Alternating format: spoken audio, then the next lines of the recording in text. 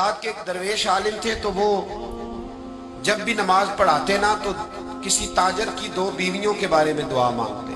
نماز پڑھاتے تو کہتے اللہ اس تاجر کی 2 بیویوں کو اپنی خاص رحمتیں عطا فرما. ایک دن لوگ ان کے گرد اکٹھے ہو گئے، کہنے لگے بابا جی بتائیں تو صحیح وہ بیویاں کون تھی جن کے لیے آپ دعا مانگتے؟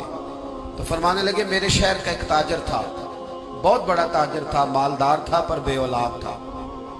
اسے بغداد سے ملک شام جانا پڑتا تھا تجارت کرنے، اور کئی مہینے اسے شام کے ملک میں رہنا پڑتا تھا. اس نے اس طرح کیا کہ وہاں بھی ایک شادی کر لی. اب وہ وہاں کچھ زیادہ وقت گزارنے لگا، مالدار آدمی تھا، بیوی کو مکان بھی لے کے دے دیا. اب وہ دیر سے آتا واپس، اور جب آتا بھی تو اس کے وہ والے انداز نہ ہوتے جو پہلے ہوا کرتے تھے. اب بیوی سے بڑا جاسوس بھی کوئی نہیں ہوتا، اس کو تو پہلے ہی پتہ چل جاتا ہے کہ ماجرا کیا ہے، اسے بڑی خبر ہوتی ہے. وہ کہنے لگی اب کہ جب آتا جاتا ہے تو اس کے حالات کچھ بدلے سے ہیں، ماحول کچھ اور ہے.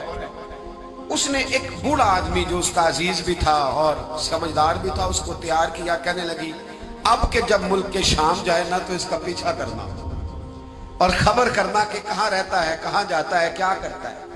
وہ بوڑھے بزرگ جو تھے وہ خاتون کے کہنے پر کچھ اس نے کرایہ بھی دیا.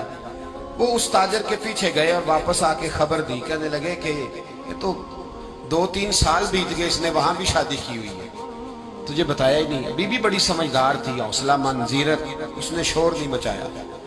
اس نے کہا کہ میں نا اب جب آئے گا نا تو طریقے سے بات کروں گی اور پوچھوں گی کہ ایسا کیوں کیا.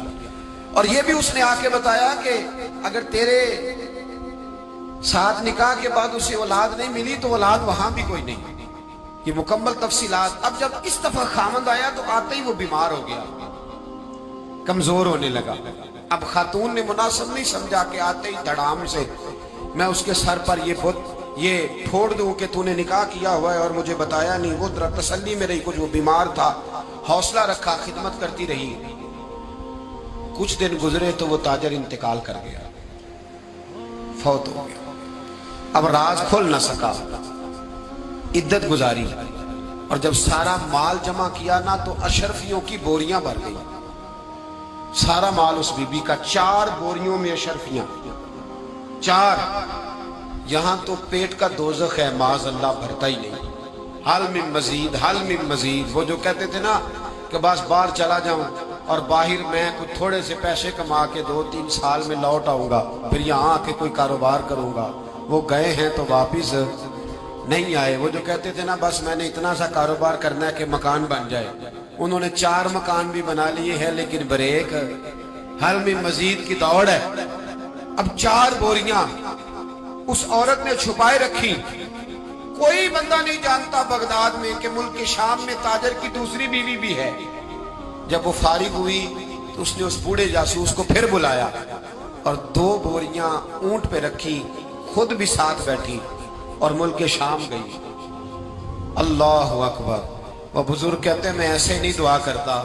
اس کو جا کے کہنے لگی میں اکیلی وارث نہیں ہوں، آدھے کی وارث تو بھی ہے.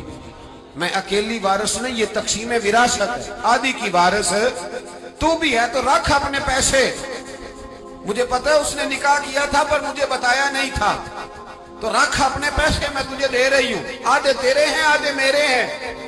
اس نے نظر اٹھائی تو رو پڑی. کہنے لگی نہیں اب یہ سارے تیرے ہی ہیں. اگر تو اللہ سے ڈرتی ہے تو میں بھی رب سے ڈرتی ہوں. اگر تو مصطفیٰ کریم کا کلمہ پڑھتی ہے تو میں بھی اسی نبی کی ماننے والی ہوں. کہا بات کیا ہے، میرا کیوں ہے سارا؟